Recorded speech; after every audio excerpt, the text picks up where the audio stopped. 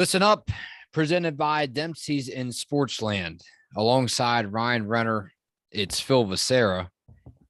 And Ryan, the final recap of either way, it was going to be the final recap of this great, amazing season.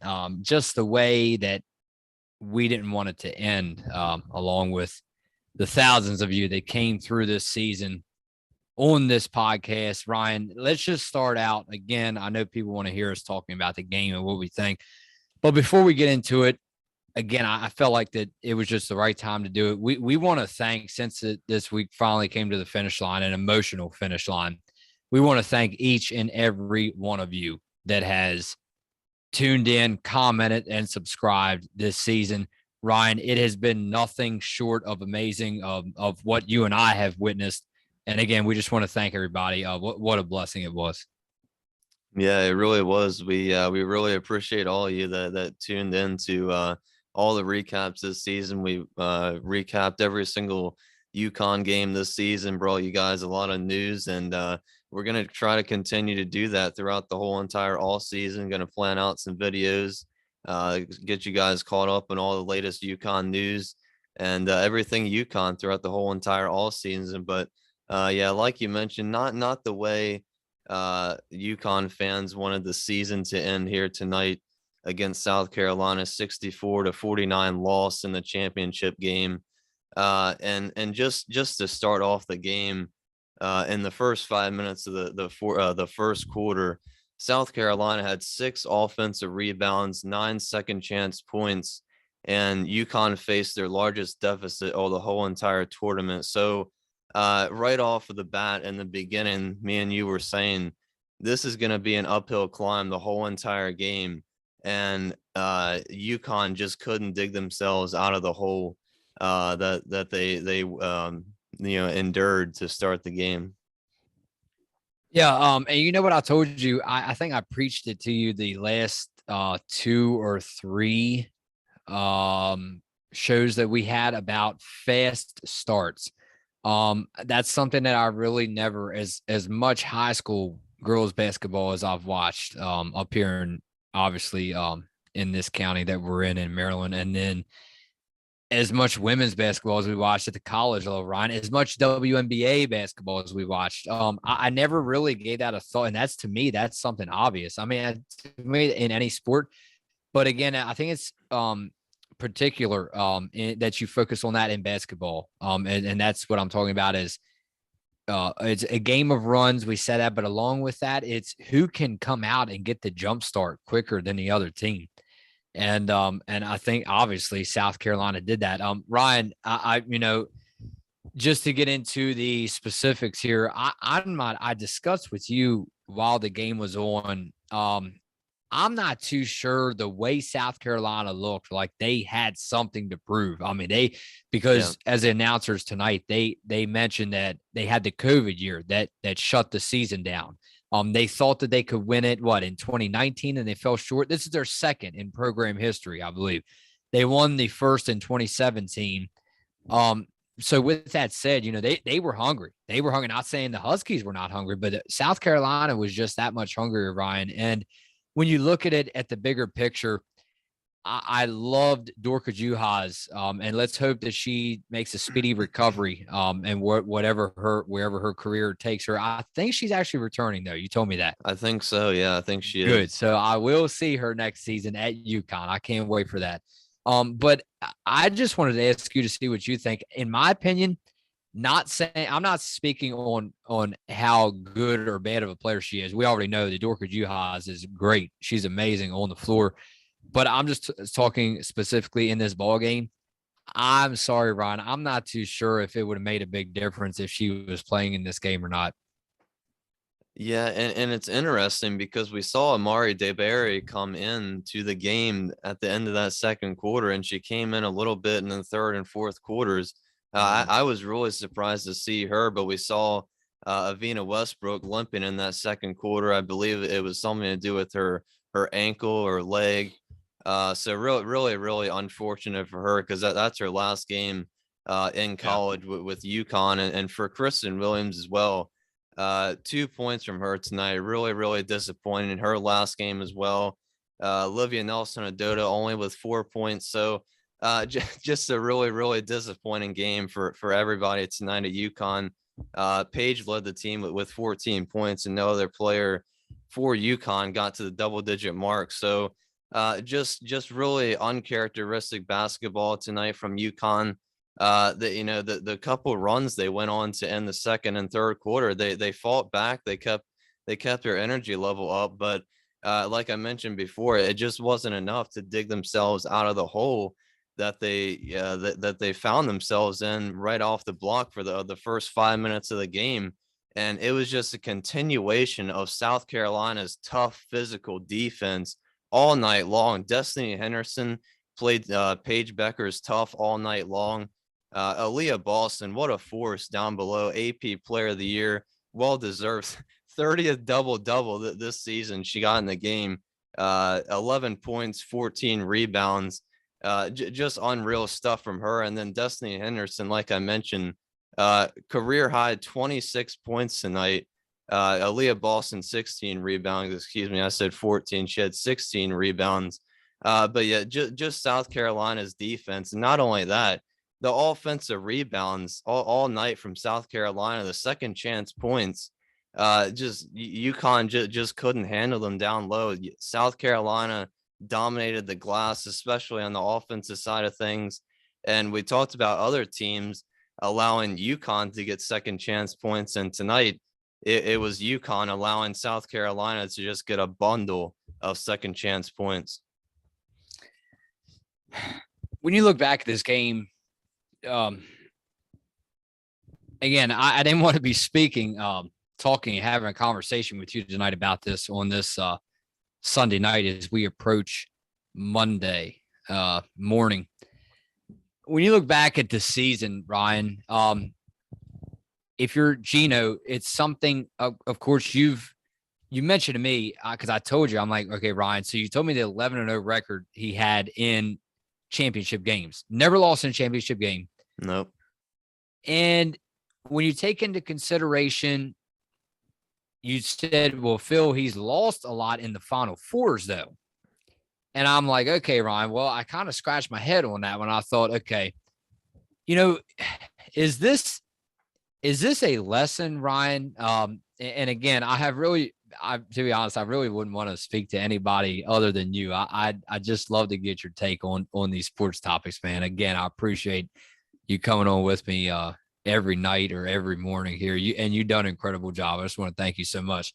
But to get back on track, is this something that we're witnessing, with you and I still fairly young, to be great? Do you have to also taste failure? Because again, this legendary head coach has never lost in a championship game until now. So is this something that, not saying it had to happen, but is this something that if you're around long enough and you taste victory so much, I mean, eventually, do you have to go through all the all the negatives, in order to still be considered great? If you can feel what I mean. Yeah, well, I mean, there's always a first time for everything, and tonight was the first time Geno's lost in the championship game. And yeah, like you said, 12-10 in Final Fours. He's won 12 of them, but lost 10 of them. And this is the 5-year drought for UConn now, without having a national championship. They've won 11 of them, but now we're in a 5-year drought. So, but just something. I mean, UConn. I mean, Geno said it all season for UConn about how hard this season has been. And he's coached this team for 37 years, and he said this is the hardest season yet. But when Geno came to UConn, they weren't, didn't win a national championship right off the bat. But I think, Geno being here for that long and saying that this season is the toughest one yet, just speaks to how hard this season really was. And it just says that UConn has never seen anything like this. So it's definitely unfamiliar territory for Geno and everybody on and the coaching staff and all the players as well.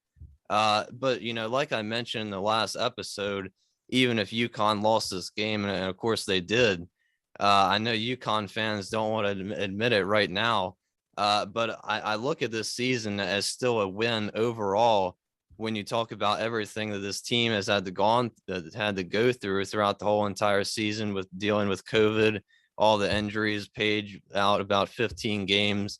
Only 2 players were able to be in every single game.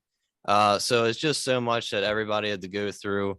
But now we move forward and look on to next season, and it really can only get better from here. And also 5 wins, the most since the 08-09 season, I believe. So just really unfamiliar territory.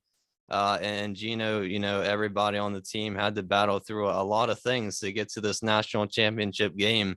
And unfortunately, UConn ran into the AP poll #1 team throughout the whole entire season, and South Carolina showed that why they were the #1 team for the whole entire season. It sure did. It sure did. Very well said, Ryan. Again, you talk about Henderson, 26 points for UConn. It was Bueckers that led with 14. Um, you know, I just think it was kind of like a flashback to last season when they lost, what was it, in the Final Four to Arizona. Right. They kind of had a plan to stop Paige Bueckers, but this time it was almost different because, South Carolina, not only they shut down Paige Bueckers, but I mean, they really, we talked about UConn getting in the heads of opponents. And this season, or excuse me, tonight rather, I mean, it was just South Carolina. Like it was almost, I'm not going to say it was a mental thing, but UConn really, they didn't even really look like themselves. I mean, this was, and this is what I told you going back to the other night against Stanford. It was actually the Stanford game, even though UConn won that game. That was my main concern. You can win ball games in sports, right? You can win ball games in sports, but I think it's safe to say, and this is proof. This is living proof. Ryan, unless it's a championship game and you capture the ultimate goal, I still think it's safe to say you can win a ball game, and at the end of the night, yeah, I mean, you're happy you got the win, but hey, you're still a little bit worried going into that locker room because of the way you came out and played, even though you won. Yeah, and that's why on the recap video, I wasn't, so hyped up about UConn losing it, and that's a big part and why I picked South Carolina, and we both picked South Carolina to win this game was because of the struggle out of UConn to be able to beat Stanford. Stanford's a really good team, but they were nowhere near of playing to their potential. That Stanford, just a really terrible shooting night from both teams. And just Stanford didn't come out with near enough energy or pace. And they just couldn't get a shot to fall all night long. But something interesting is UConn shot better from the field goal and 3-point percentage than South Carolina tonight, and still lost. And that speaks to how much South Carolina dominated the glass. 25 more rebounds than UConn tonight for the Gamecocks.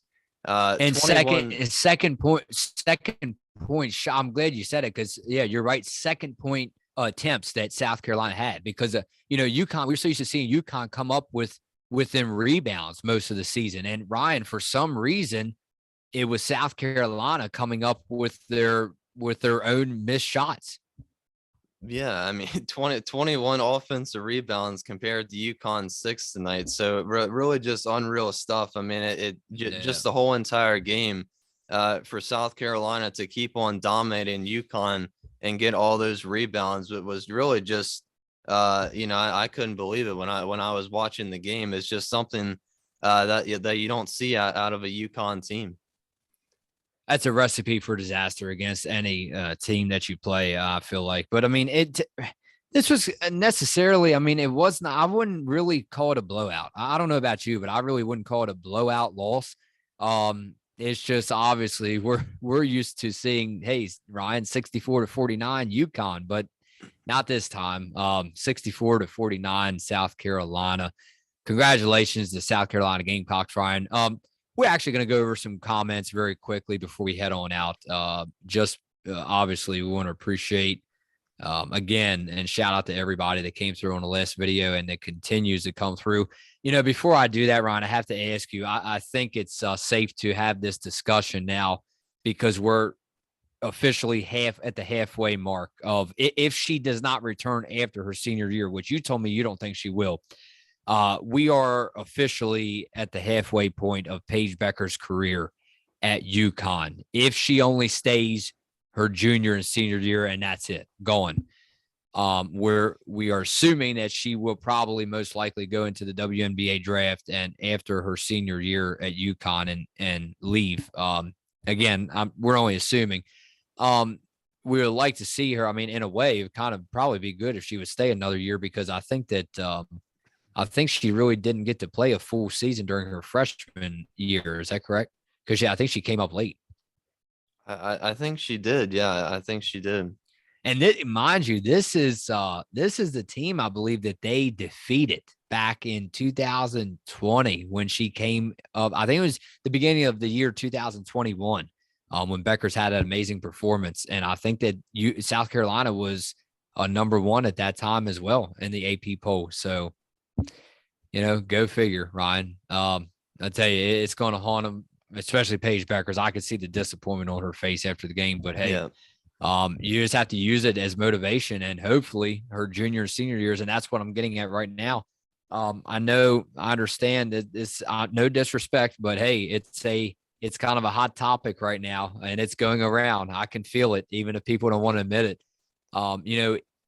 Was this really the closest that Paige Bueckers will get to a national championship? I mean, South Carolina does not have that many seniors leaving. They have a loaded roster again coming back next year to try to repeat next season. And you just have to wonder, Geno Auriemma, an historic basketball program, Ryan, and a legendary coach. He brought arguably the best player in the country, in the world, in women's basketball into UConn to win championships with a S on the end. And now we're starting to face a discussion, Ryan, where they're in the danger zone of not even capturing one with Paige Bueckers at UConn. Not one. Yeah, I mean, it's definitely a tough question. But yeah, South Carolina, I think they'll definitely be back. They have a lot of talent on the team that'll be back next year. And then you have to remember Baylor. I think they're a really good team with Nikki Collins. I think they'll be back as well. There's a lot of new teams. The LSU played really good this year too. Of course, you're always going to have Stanford, NC State, those powerhouse teams as well. But I mean, I just think for Paige Bueckers, you talked about the motivation after the game, and really for all the players, the disappointment and the realization really started to set in at the end of the game there. And Geno has really been, we don't see a lot of emotion out of Geno, but you could just tell throughout this tournament run how much it meant to Geno and how emotional he was throughout all the interviews and on the floor as well. But I mean, it's just so hard to say, but I think UConn will be back to at least the Final Four. I'm not. Yeah. I'm glad you said that because for people that they're going to assume, oh my God, Phil had just like UConn, like out of the top 25. No, that's not it. I expect him to at least get the Final Fours, especially in her last 2 years. But I'm just saying, Ryan, I mean, if you don't win at all, I don't know. What else do you want me to say? I mean, Paige Bueckers, a lot of people were saying, what Gino said, that she's the next Diana Taurasi. So, I mean, it just be a huge in a way, she is. I mean, the performances that she's had, you have to remember, man, it's a team sport. It's not it would never be an individual about an individual performance or individual contest that is. So, but yeah, in a way, I really see that in her. We're not taking anything away from Paige Bueckers. We're just saying, can they do it while she's in stores? Yeah, I mean, I think they definitely can, especially with all the new talent that comes in every single year. Yeah. But we only have 2 more years left, so it's going to be really, really interesting how UConn responds to this loss coming into the season next year. And I'd assume Geno and all the players, especially Paige Bueckers, is going to be, have a lot of motivation going into the next season. But I definitely expect them to make another return. Paige Bueckers still being at UConn, I would definitely expect them to at least return to the national championship game one more time. So I'm really hoping Paige Bueckers can get that ring, get that championship trophy for UConn, but we'll just have to see. All right, Ryan. With that said, yes, we will definitely see, and we will, like you said, we will capture a lot of moments from this past season, and the ups and downs this off season. We'll go through everyone. We'll try to go back in the videos, go through some comments. I know there were some more good comments we missed, and all off season we'll go through some different various topics, and we also, I expect Paige Bueckers to actually even be better, obviously, because her counterpart, that is Azzi Fudd, her high scoring partner at UConn. So I think that's going to even bring out the Paige Bueckers we saw during her freshman year. I think that she will even be better her junior and senior year, Ryan. I really don't think that we've seen the best of Paige Bueckers yet. Yeah, I would agree with that. And also Caroline Ducharme, we saw a little bit more of her tonight with the Avina Westbrook injury. I think Caroline Ducharme also has a lot of potential to grow even more. With that said, I know I promise you every time I'm not going to talk. These comments are so very well written by these people. I know I say, okay, Ryan, this time I'll just read them and not talk. Well, this time I promise I will read them and not talk so we can save time. Spotlight is on Ryan. Here we go. Comment number 1, John Brubaker from the last video. You guys continue to add so much to this truly remarkable Lady Huskies historic run. I simply did not expect us to win. At some level, Stanford was overconfident. Husky late game free throw shooting was epic. Go Lady Huskies. Great work, guys. Yeah, thank you. Appreciate it. But that's interesting because I never really thought about UConn not getting to the free throw line this game either. I wish they would have been a little bit more aggressive. I realize, when you get down like that, you want to shoot the 3 ball. They didn't make any threes in the first half, but they started to make a couple, 4 or 5, I believe, in that second half. But they continued to fight back, but and make it a game. They stayed in the game, but I just feel like for UConn as well, they should have gotten to the free throw line a little bit more. But that just goes to show how tough a defense South Carolina had, how many turnovers they were making UConn commit. They were so, Geno talked about how South Carolina's height, their length down low, their size. It was really just, it ended up being too much for UConn. We appreciate, again, everybody coming through, so I can just get that off my shoulders now, so I don't have to thank everyone individually. Percha Canopy came through again, if I'm saying that username correctly. Ryan, he goes, UConn wins this game. UConn wins this. Now he had a longer comment, so I'm only reading the first half, and I'll just leave it at that and see what you say. UConn wins this. They are the more adaptive team. Boston can go off for 35, but UConn's tactical resourcefulness is something else. Save for Louisville, South Carolina has had a cupcake draw. And then he writes to me, Phil, that's the thing about this Husky team. They can win games in multiple ways. I do not want to hear about the battle for Atlantis. Since that game, no team has evolved as much as UConn. You could hear trembling in Vanderveer's voice in her presser yesterday morning when she was off her guard and asked what she thought about UConn ahead of their game. Well, I'm sorry to break it to this person, Ryan. And again, I know I'm commenting when I said I would leave it to you.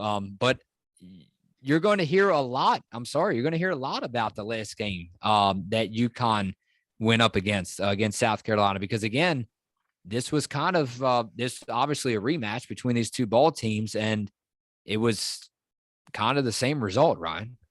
Yeah, and this it was definitely the same result, and it was kind of the same thing that happened in that battle for Atlantis in the Bahamas, because in that game as well, South Carolina dominated the glass.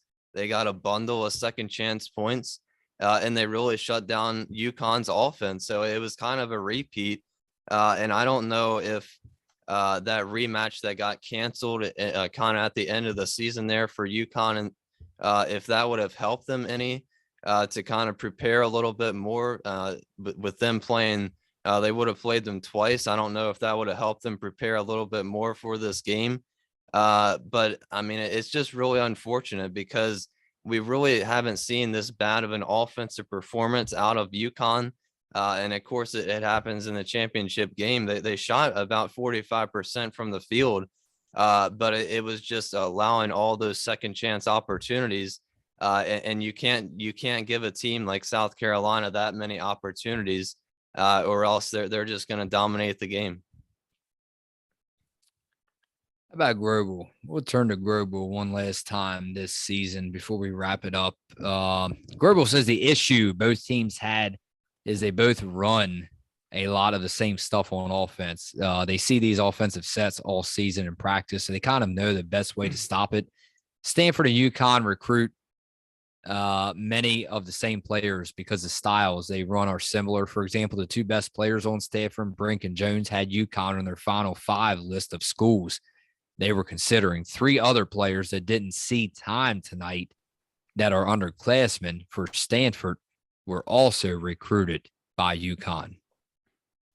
Yeah, I would agree that they're definitely similar schools, and they definitely run a pretty similar system. And I think that really speaks to how bad their both offensive performances was, because they probably knew, a lot of what each other was running. And that's why I'm surprised out of UConn tonight, as good as defense that they've been playing all season long. They couldn't really stop Destiny Henderson. And I think even, Leah Boston only had 11 points, but I think she probably could have had about 20 or 25 as well, because for some reason in the third quarter, South Carolina, she only had three paint touches for Leah Boston. So I'm not really sure why they stopped going to her, kind of allowed UConn to get back into that game a little bit. But I think she could have even had a bigger night in terms of how many points she scored. But there's just so many weapons for South Carolina, and UConn at the end of the night, they just couldn't deal with it. And really South Carolina just flat out played better at the end of the night, and they deserve to win this game. Well, I hope during this whole long off season, our viewers don't blame you, Ryan, for this loss, because Randy Wagner came through on the last video. He goes, "I will be happy to serve up some fresh crow for both of you." And then he goes, "Cannot imagine Ryan turning against the Huskies." Yeah, who would have thought it? But I mean, I just kind of had the feeling that based off of that UConn's performance against Stanford, I just don't think they had the kind of momentum that South Carolina has. And we talk about last year, South Carolina was one putback, one layup away from going to that championship game. And so I think they just had so much motivation coming into this game. And with UConn as decorated as they are, 11-0 in championship games for UConn. So I think Dawn Staley really had her girls fired up going into this game, wanting to take down kind of the Goliath of women's college basketball. Very last one for this season. Stevie Kinsey. Like Geno said, it doesn't matter if you've been the best team all season. All that matters at this point is if you're the best team in those 40 minutes. Yeah, and South Carolina really was just that tonight. They were the best team in those 40 minutes tonight. And like I said before, UConn, they had a couple runs in that game. They stayed in it for most of the game, but just in the end, South Carolina just proved to be too much for him. At the end of the day, it comes down to the players, Ryan, on the court. But a name that I feel like I did not mention that often this season, I feel guilty of it. Head coach Dawn Staley. What a class act. Dawn Staley. She has been, they had a ESPN article written about her earlier this season. I'll be honest with you now, I did not have the time to read through the whole article. I'm going to have to get back to that because she really, she is, she's one heck of a coach. I love this lady, Dawn Staley, what she does on and off the court to get these ladies prepared for each and every game. They had something to play for. They really deserve it. I tell you, every team deserves it, as much practice as they go through. But this team, you could tell. At the top all season long. Come on, man. They wanted to finish it off on a high note. And that's just what they did, Ryan. Do you want to get any more last words in? Because this is the last time it would be on. We may take about a week off. So just want to give you the chance to thank anybody or shout out to anybody that you wanted to shout out to before we head out. Yeah, congratulations to Dawn Staley, South Carolina. Second championship for Dawn Staley, South Carolina. Only lost two games all season long, so definitely well deserved. Congratulations to them and UConn Huskies. What a ride it's been, recapping all the games throughout the whole entire season. It's been a fun journey. But like I said, we'll continue to fill all you guys in on all the off-season news. Got a lot of videos planned out. So I can't wait to continue to talk more UConn Huskies news. And it's been a fun ride. I appreciate everybody that's subscribed to the channel, that's been commenting on all the videos. We really love and appreciate all the support. So just thank you guys. Well, congratulations, Ryan, on a job well done. And congratulations to the Philadelphia, Pennsylvania native, Dawn Staley, a two-time NCAA Division I tournament champion, 2017, and now you can add 2022 to that list. For Austin Anita and Ryan Renner, I'm Phil Becerra saying a good night. You've been listening to Listen Up Maryland, presented by Dempsey's Grill and Sportsland in Middletown, Maryland.